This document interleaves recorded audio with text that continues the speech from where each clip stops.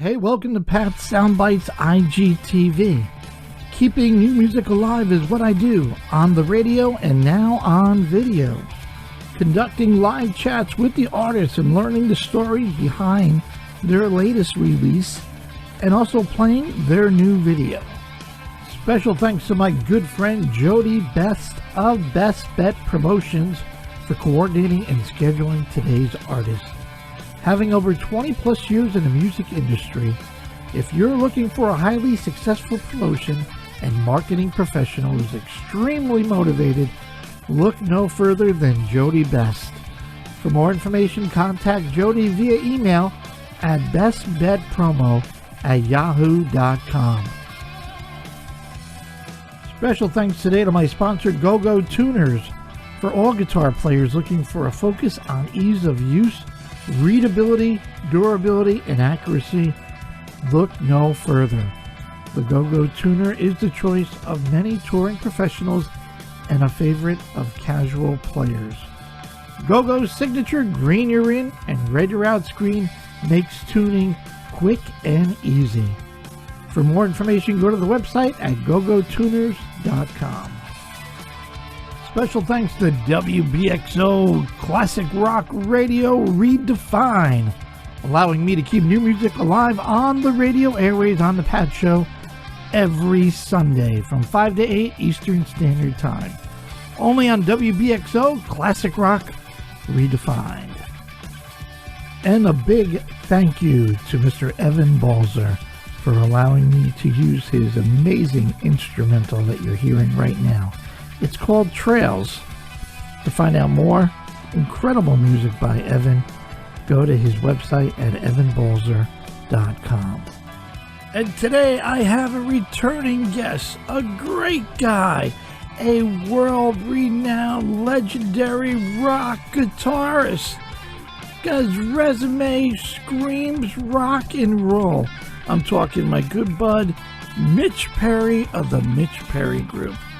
We're promoting today his incredible track, St. Valentine, off of his debut album, Music Box, which features the #1 hit, Believe.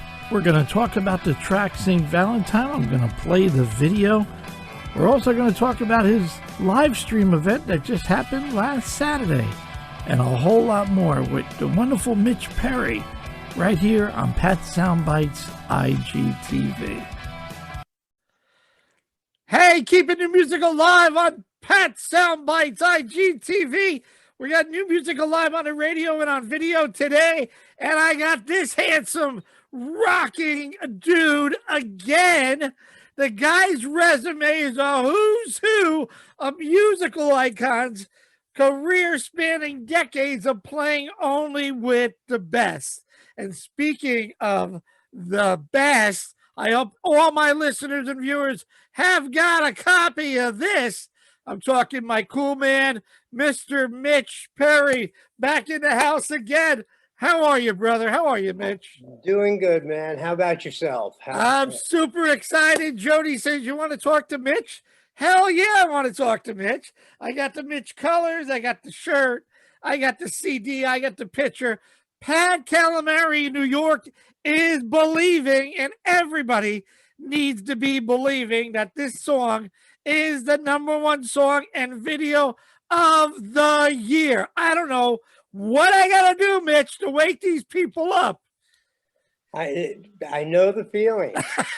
But man, thank you for saying. I'm glad and honored you feel that way. I feel that way since the first time I heard it, since the first time we chatted back in early April. And I probably have the record of playing Believe week after week after week. It's been on my radio show for at least 4 months straight in a row. The only song I have played on my show, my 3-hour show, every single show.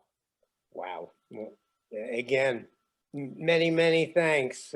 Can't tell you how much we appreciate that. No, look, if I didn't believe in it, I go, Mitch, it's a good song, but it's a great song. It's a great video. and you hit it out of the park. And I love it. And I think that the world, I'm happy it got a lot of exposure that it did. I know you did some TV shows, which I was great to see. Good Morning America, I want to say, national TV shows that folks like, listen to this. Oh, it was really amazing, the response. I mean, obviously the song, speaks for itself, but the video that Ian put together, Ian Fisher, our video director, man, it was just the right video at the right time, and it obviously connected with a lot of people. Obviously, the news people that you mentioned, and that was Fox. Okay. Okay. But it was the right song, I mean, the right video. It connected, and we were really fortunate that a lot of people responded the way they did. The frustrating thing is to keep that going, because in a perfect world we'd have taken all that recognition and all that momentum and gone out and started playing. And Right. as you know, we've still been sitting in our living room. No, I hear you. But I was so happy. I mean, there's a lot of great artists like yourself have put together a killer track over this whole COVID thing. And they put out a video, and it's so hard to just find the right whatever, producer, TV person, whatever, to go, look, you know what I got here? I mean, I'm sure everybody thinks they got something, but I was so happy to see that you were on national TV and people were getting it. And I hope it continues. I've been saying it from day one. And if people don't realize it, it really should be the song of the year and the video of the year. Out of all the great songs, and there are a lot of great songs out there, I certainly believe in it, and I think the world of it. And not only just believe, today we're going to talk a little bit about St. Valentine, which is a great bluesy, kick-ass track, but the whole record here of your album here, Music Box, as I go through the list of, I pretty much played every song on my radio show, obviously with Believe. I love the Jumping Jack Flash. I really love Wasted Time. That really hit home. When Kara did the other night, and I'm getting goosebumps, when Kara did the other night, I Still Miss You, I got a whole different sense of that song, which really opened my eyes a little bit, or I should say my ears a little bit more, on how good that song is. I mean, how you put all these songs together. I know it's St. Valentine. I think I read that you were on a plane and this thing just came to you and bada bada bing. Yeah, Okay. no, that was, I've spent lots of time flying, obviously, when we tour, and it's a good time to put on your headphones. They don't have to be attached to any actual music. Right. And it just cuts you off from whoever's sitting next to you, and you can, go into your own head and do whatever you want musically. So if I'm working on a solo for something, I just replay it 100 times in my head and come up with ideas. Well, that's evolved and that's evolved. And now if there's a groove, I'll start thinking about it. If there's a lick, that will go over that groove. I knew that I was going to do a record like this, and I knew I wanted a song in the vein of St. Valentine. And I happened to be flying back from London and just put on the headphones at the start of the flight, and I didn't take them off till I landed in LA. And I mean, pretty much the bulk of that song came to me, on the flight. I mean, for certain, all the lyrics. I wrote the lyrics on the plane. I had the melody idea. I kind of sung out the guitar line. I had all this stuff on my, That's crazy. if I'm not sure I'll remember something, I'll record it into the phone, and obviously the lyrics I'll write down. The chords I was hearing in my head, I wrote down. When I got home, it all checked out. and what you hear is what you get. That is great. And it was so cool to see you last Saturday. I promoted it, told people get on there, go to this Rock and Roll San Diego Keep Rocking Fest 2020, which you were the headliner and well deserved. And I know there was a little technical issue. I'm like, oh, did I miss it? What am I doing? I did something wrong. I guess there was, of course, I was following Kara, and she's like, we're coming on, and then I'm like, holy crap, where is it? But things happen. But it was just great to see you guys on stage and to hear the songs on a live type of avenue, I should say. How did it feel, dude? How did it feel just to get on stage, even though there really wasn't a lot of live audience? See, well, that's the thing. I mean, it isn't live, and I mean, we're playing live, Right. but without that audience in your face, it's just so bizarre. You finish a song and it's like, yeah, and it's dead silence. Hey, we didn't suck that bad. Oh wait, there's no one here. You know, yeah, I mean, that's why we play, to get that feedback, from the audience. And for me, a show is not just the notes coming off stage, it's the energy that comes off stage and goes into the audience and comes back at the stage and then goes back into the audience. And if you get this going, it becomes a little cyclone, Right. and that's what makes really amazing shows. And I get that we have to deal with the situations we're forced to deal with, but unfortunately, I don't see any way of replicating what I'm talking about, Right. except putting a bunch of people in front of you when you play. I mean, that's got to be like, music. You get done and you're like looking at it and you're waiting for that. Yeah! There's okay, next we'll I'm like, wow. And you guys kicked ass. I mean, it was I love the set list. You kicked off with St. Valentine, which was a great boogie, rockin' blues track. And then you kept it going with Jumpin' Jack Flash. And I'm like, here we go. Then you settled it a little, Simple Man, calmed it all down to get into my favorite song, Believe. And then you went back to your Johnny Winter days. Edgar. Edgar Winter days. I'm sorry. Yeah, Edgar. I love Johnny and love Edgar. Edgar Winter days, and woke up Mr. Frankenstein. And what I loved about that even more, Mitch, was that it really showcased the guy playing drums that night for you and the keyboardist, that weren't the normal Tal and Ed. And it was really good to see these guys. Yeah, I mean, as you noticed, we had John Greathouse on organ and Gary Ferguson on drums. Tal couldn't make this show, and nor could Ed. Ed is currently rehearsing with Joe Walsh for something, so we got trumped for the Joe. You got Trump for Joe Walsh. Come on, Ed. Yeah, right. What's wrong with him? What's wrong with that guy?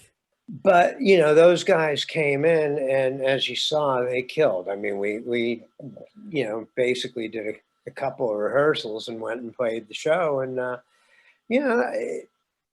I mean, with Gary, we know we weren't going to go wrong. Gary and I have known each other since 1980. We actually met when we played with Glenn Hughes together. Okay.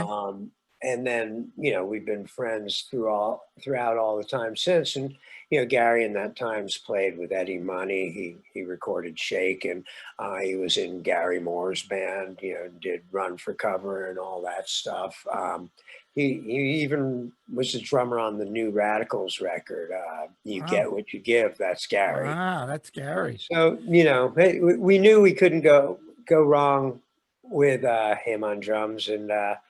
And John Greathouse came in, and, he plays with Albert Lee. So once again, the pedigree is so great. Oh, yeah, Albert Lee. Nothing crazy. So. We know we're not going to be hurting with who's playing with us. And, it was a blast. I mean, I can't tell you how much I miss playing. It felt good to do it. Absolutely. You look like you were having a good time. Although, like you said, it was just had to be strange. you know, they're pushing these, go to a drive-in theater and see the band on the stage at a drive-in. And I'm like, what am I Yeah. going to do? Hit the horn or like scream next to my car?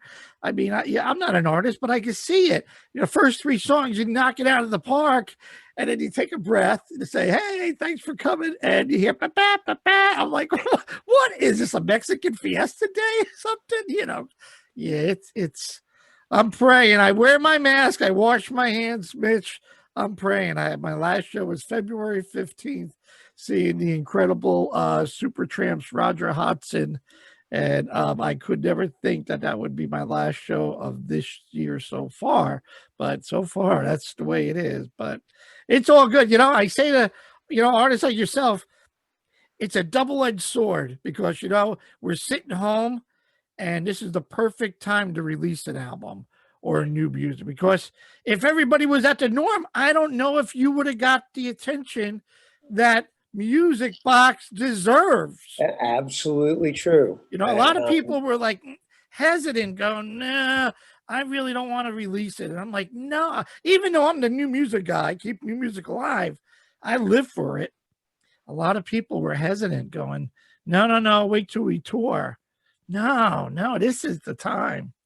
Yeah, I mean, you've got for better or worse, a captive audience out there, and you know, one that we would have to imagine is slightly bored, so they're looking for stuff. You know, this is the time. You know, it's just like I said, when you've done nothing but gone out and made loud noise for your life for 40 years. Boy, it takes some getting used to when you spend a whole summer not doing it. Yeah, right. And there's no excuse. Usually you're on the road, and now I'm home Yeah. all the time. And I can't. I mean, and it's not even just going on the road for a tour. I mean, with the way we do it now, it's full time. You know, even Right. if you're a weekend warrior, you're still, you know, you're constantly on the move, and it's so strange to have been home this entire year. Well, I'm sure Ruth loves that you're home, and you're probably clipping off the honey-do list while you're here. You know, Are man, you? I'll tell you, I am like completely lucky. We were talking about this the other day, and we're like going, hey, look, it's like 5, 6 months. We haven't killed each other yet. We actually still like each other. This is cool. Well, it's good to see that after a rocking night in San Diego, the next day you guys were kayaking or something. I read. I go, okay, now they got paddles. They can beat the crap out of each other. What's the game plan? Do we got a Music Box #2? Maybe in the future, brother? There's a lot of songs, and there's absolutely going to be a #2. Before that happens, we're going to cut a Christmas surprise for everyone. Oh, wow. Yeah, it's a neat little thing that will come out. Cool. Thank you. But as far as a Music Box too, yeah, I've got like 3 or 4 songs already earmarked for it, and yeah, I mean, Same type of believe is not the last of its type. Same type of Mitch Perry rockin' bluesy. Yeah, oh yeah. You know, I mean, you know, like I said, it'll be all. One thing I was hoping to accomplish with this record, if you're gonna classify it, yeah, it's new classic rock. It's classic rock music, but stylistically, I think we go all sorts of different places on the album, even though it's Absolutely. classic rock. And you know, I kind of want to see that continue. You know, I just, yeah, I let the album develop organically. I mean, you know, the songs that you use. I mean, for me, again, this is a throwback to a different era, because today it's so much more based around a single and just putting out the song. But for me, I still like to look at it as groups of songs. So, you know, 1 or 2 songs might affect whether a third song is included or not, just because of the style of it, or the tempo or the key, you know, because you don't want to get too repetitious. So, you know, I can't say for certain what's going to be on, but I can tell you we'll make sure there's all sorts of neat stuff, and it will still be classic rock. Excellent. Well, you know what? And there's nothing wrong. I see more and more albums, CDs coming out that has a little bit more diversity than the norm. And I tell people it doesn't have to be all classic rock. It could be rock and blues. It could be, you know, rhythm and, you know, an R&B there and a ballad. And it doesn't have to be like, you know, it's got to be this way. I mean, I think that whole music thing kind of evolved and Yeah, went past us. I agree with you about that. I mean, for me, you know, and I say this, you know, if I'm giving guitar lessons and people ask about styles, like, you know, when it comes to playing country or rock and roll or jazz or whatever, the notes don't know what style of music they are. There's only 12 notes. It's how you play them, and you either play them well or you don't.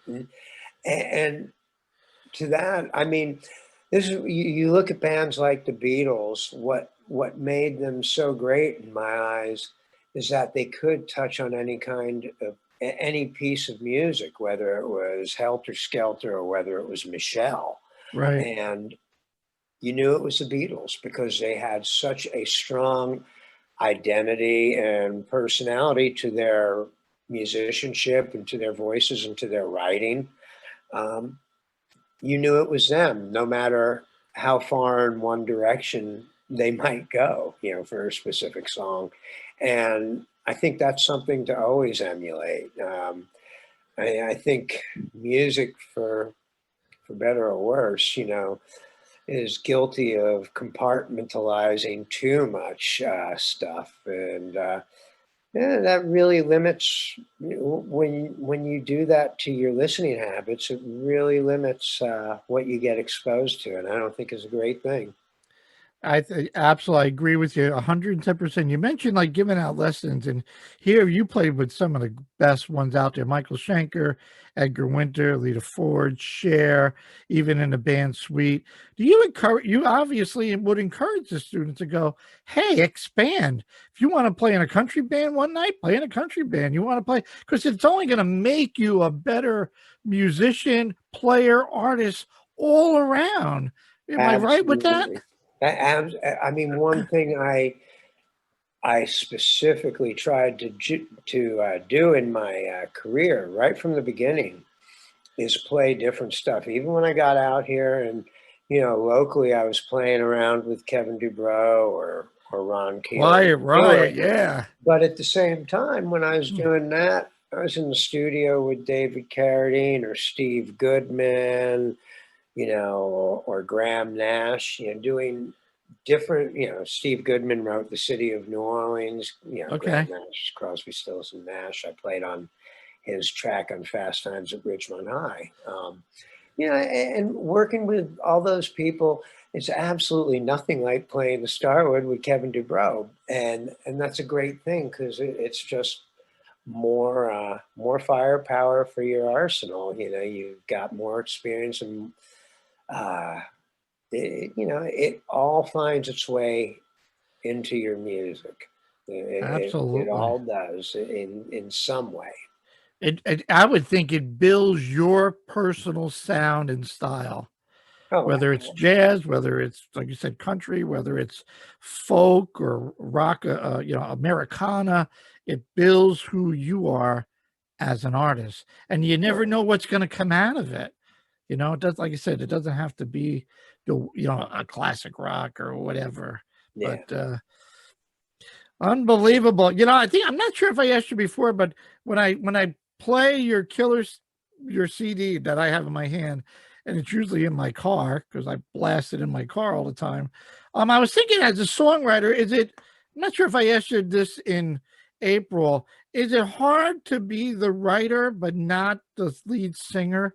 Do you give when you write like Believe and you say to a Keith or a Kara, do whatever you need to do, but this is what I was thinking.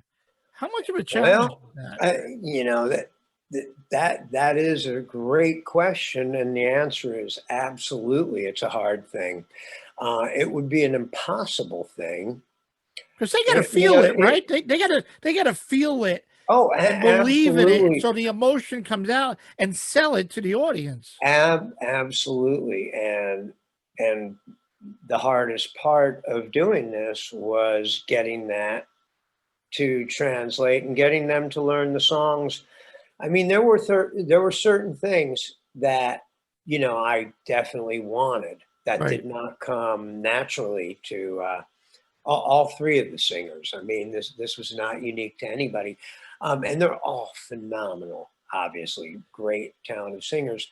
Um, where I am so fortunate to have had them out of all the singers is, as much as I was asking them to really capture my vision on it, they really had to sometimes go out of their comfort zone a lot more than maybe an equally talented singer with a much bigger marquee value might Gotcha. do. There are places where I might have been told to get lost. And, Are you nuts? yeah, and to a person, all three of those guys, well, guys and gals, Yes. they just, they hit the ball right out of the park when it came to, translating what I was trying to put across. And it wasn't because we didn't discuss it. I mean, it was hard work, and, 10 out of 10 to all three of them for the job they did on it, because they took those songs and made them sound like they wrote them. Yeah, And they that's brought what them. a They sold singer it. is supposed to do. They sold them very well. We're talking Keith England. We're talking Cara Turner, and we're talking Shelley Burnett. Did I say her name Renee. right? Renee. Who we missed the other night too. I think I saw Shelley was doing another show somewhere else. Yeah, Shelley's obviously in Florida. And another thing that COVID has done is separate the band, whereas we were traveling a little bit more freely before. So, she's was not available to do this run. And What's Tatiana Ursay came and helped us out very, very capably. She's great. She where I play on Sundays. She also has a band that plays at this club, and in her band is a bass player, singer named Julia Lodge, who's married to Richie Kotzen. So okay? it's a nice, yeah, it was nice having her down with the show for that. And I'm sure if Shelley's in Florida, you'll see her again. What was the band? What's the band's overall reaction with the final, project, and the reaction to the songs that you're getting, and the views that people are watching the videos, and the overall, like, holy crap, Mitch, you hit it out of the park. I think we all hit it out of the park. Well, I mean, that's it. We all were really, we know we've accomplished something pretty special here. I mean, that much we feel. I mean, but it's now, how do we How do you make keep it? And yeah, how do you we need the results of this work to, exceed the work, and that's, everybody's trying to figure out how to do that. And it's a tough thing because, we need everyone to go above and beyond for this here. And at the same time, everybody on this planet's trying to figure out what's next in life. true? So Right. you got, it's really easy to get caught up in trying to just work this album and everything. But, you realize all the other things that are going on, and it's all stuff that all of us have to deal with. So Good, very, very good point. Have you been watching any auto racing on your little spare time? if there's another silver lining to the cloud of COVID in 2020, it's that I have gotten to be the world's worst couch potato in front of races. I mean, there's nothing I don't watch. And Yes, life is wonderful. You're screaming, going, "No! I want to get in the car. What are you doing?" Yeah, I think it's been fine from the couch this summer. Okay, that's cool. What's the sadly we talked last time we talked was April, and I know you're in the band Sweet, and Sweet unfortunately lost Steve in June, co-founder and bass. Any replacements? Is the band still going to move forward a replacement, or any No, word on that you can it, share?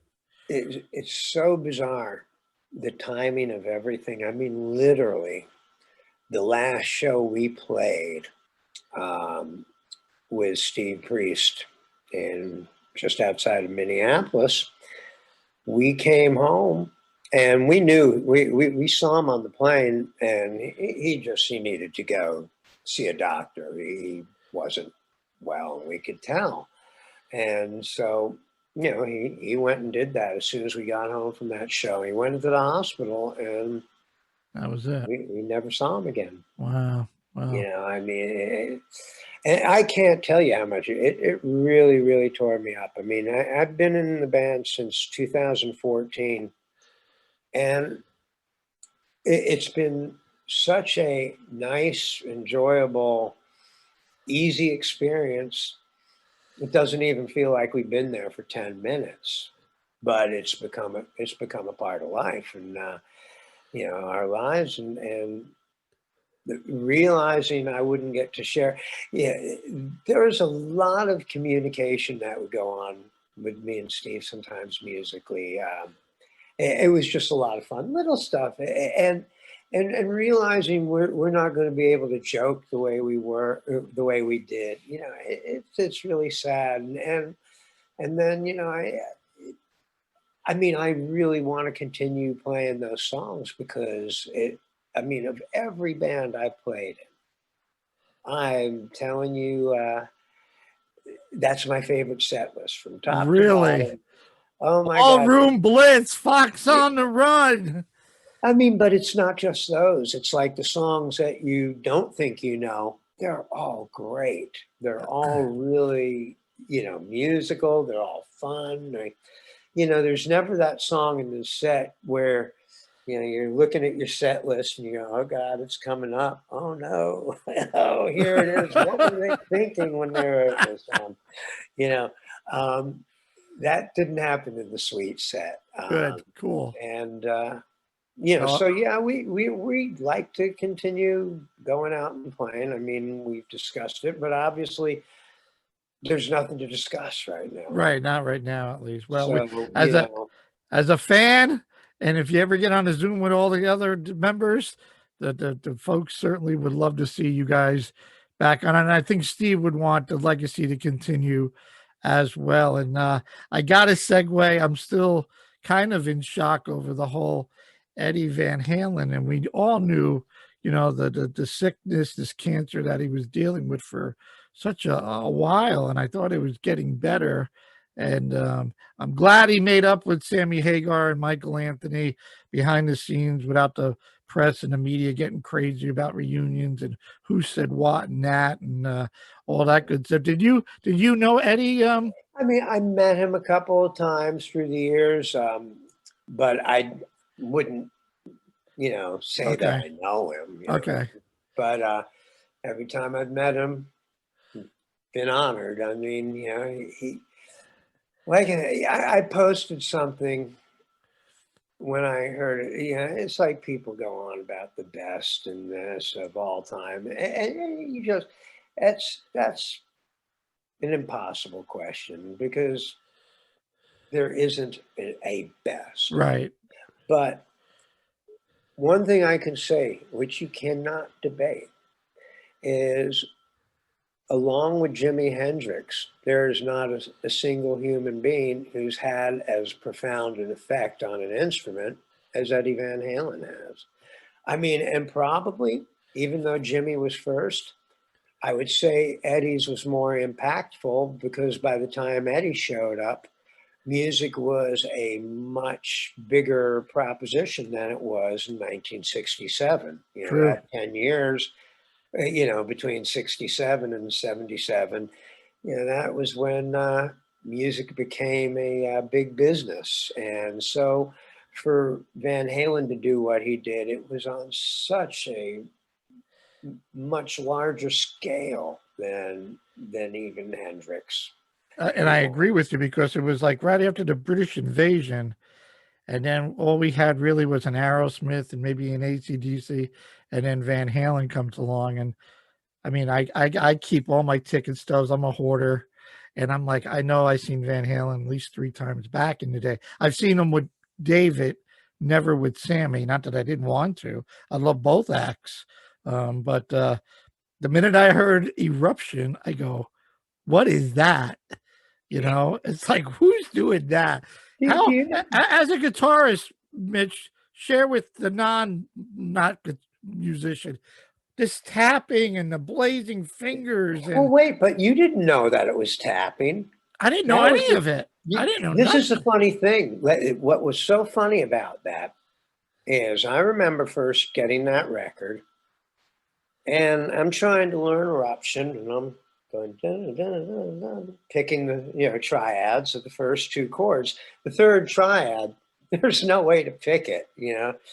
And what's really funny is in about 1975, 76, I met a drummer named Harold Marco, who is from New Orleans. And we did some playing together. And he showed me this trick on guitar that a guy in New Orleans had taught him.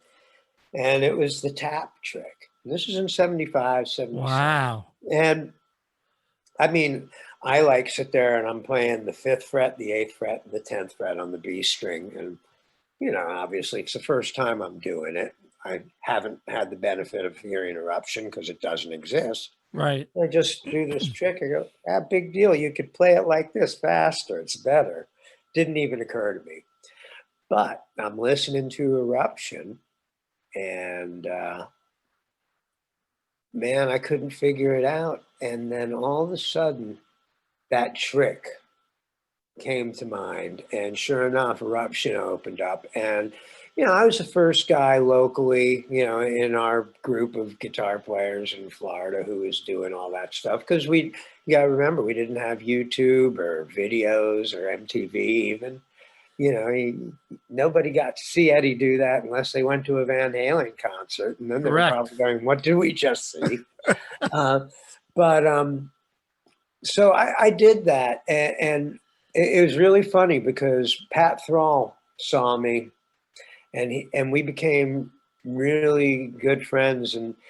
And the one thing he'd tell me, love your guitar playing because you got to watch it on the tapping stuff because everyone in LA is starting to sound like Eddie Van Halen. Oh, Jesus. And, you know, sure enough, he was right. And I stopped tapping, to be honest, for a while. And then I joined Talus, which meant there was no way I could. I'd look at what Billy's doing and go, that's so amazing. I got to do that too. I got to try to figure that out. So, but yeah, I mean, yeah, what Eddie was doing, it transcends the fact that he was tapping. I mean, this guy was pouring music from within himself out in a way that young kids that age don't do when he showed up in 78. And even more incredibly is he went on to make even more incredible music rather than burning out or flaming out. I mean, you know, he continued to keep his guitar stuff and everything he did at the highest bar. Every album, you waited for the new album to see what insane thing Eddie was going to put on it. I mean, it just kept going and going. Jamie's Crying and Ice Cream Man, and you know, the Fair Warning came out, and it was just one. And then we got into the whole Jump, that whole synthesizer, and where is this coming from? You know, that whole. It's sad, but as I said yesterday, I posted something. I said, heroes are remembered, but legends live on forever. And to me, he was certainly a legend in the musical sense. And we got his music, and never got a chance to meet him. I was very close. The last tour that they had. His wife Janie was his manager, and I reached out to her, and I was like a day or two late, but we got his music. I had to ask you, Mitch, as the incredible guitarist you are, to see how much of a influence with the learning from Ed. But yeah, it's just there's not one guitar player on this planet who is exempt from that man's influence. No doubt about it.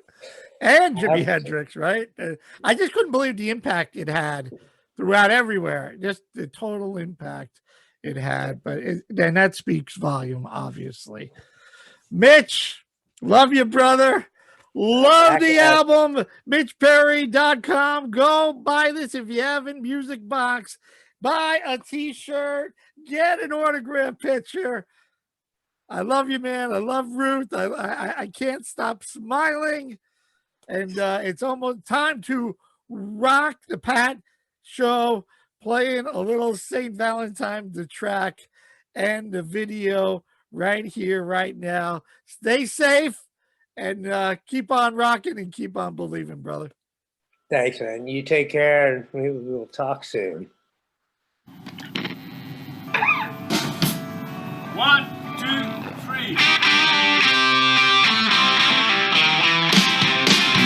Ain't a word that it used to describe my time. Till I settled down and didn't waste it all just trying.